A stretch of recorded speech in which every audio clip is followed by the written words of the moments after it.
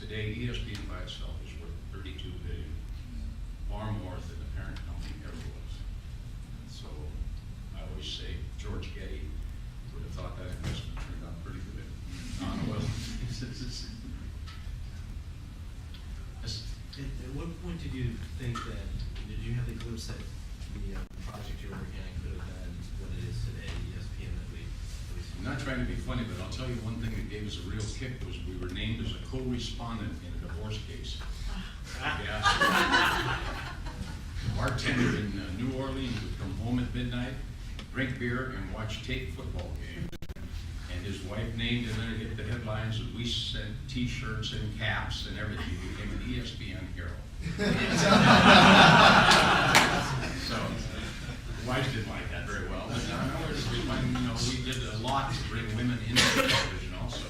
Some of the top women started at ESPN. So we really had a lot of sportscasters that came from ladies.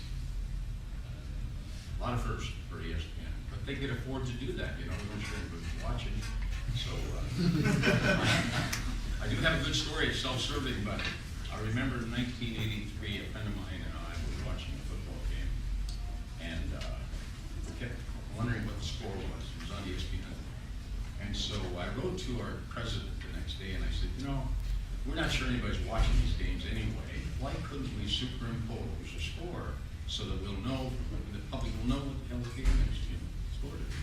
He wrote me back and said, that's a terrible idea because it'll divert their attention down to the scoring thing and not the game, and besides our broadcasters are told to announce a score every 2 minutes. Well, I knew that wasn't happening, so I just let it go. But of course today you do see quite a bit of stuff on that screen, don't you?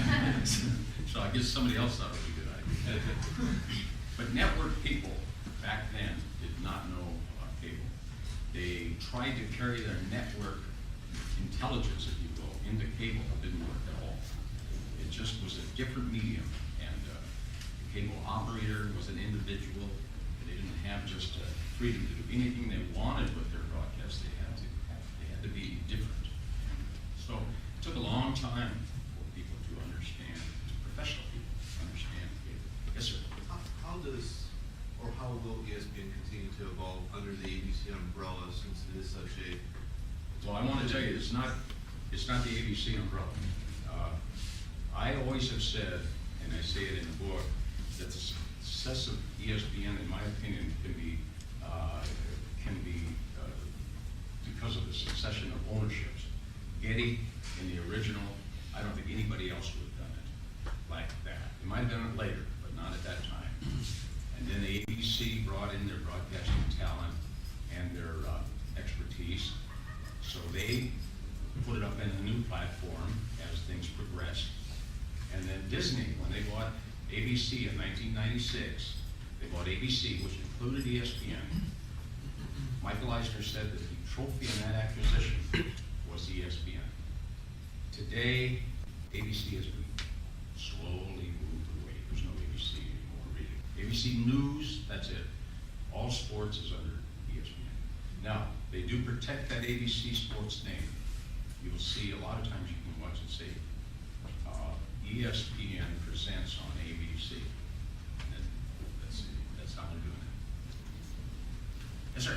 So when you first jumped in, you jumped into an area without, there wasn't a business model, there was no president, and I'm sure you had people telling you that you're crazy for a couple of years. Yes. How did you personally deal with that and stay positive and stay focused? Well, I was in, so I couldn't get out. And, everything I was doing, I had to pre-plan. How was I going to present this to Getty? Everything that they were asking me, can we do this? Wasn't me saying yes or no, which I could have done easily, but it was how am I going to sell this back home? So it was double duty in a way, and that was always a tough deal. But I don't know. I look back and I just get chills when I think of some of the days that I was doing that. But it's in the book I talk about. People. I try to answer the question: why would an oil company go so far outside their core business to get into an industry of which there was no industry?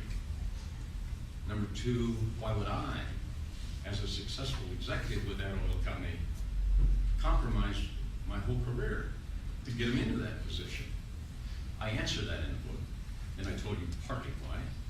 And the other, third is, I told 4 stories in here where maybe I was more receptive to this concept than others, because I had experience in similar kinds of things that were far removed. Working in Liberia, Africa, resort hotels, building a golf course where there were no golf courses ever built in Acapulco, where we flew the grass in from Georgia. That doesn't happen, a lot.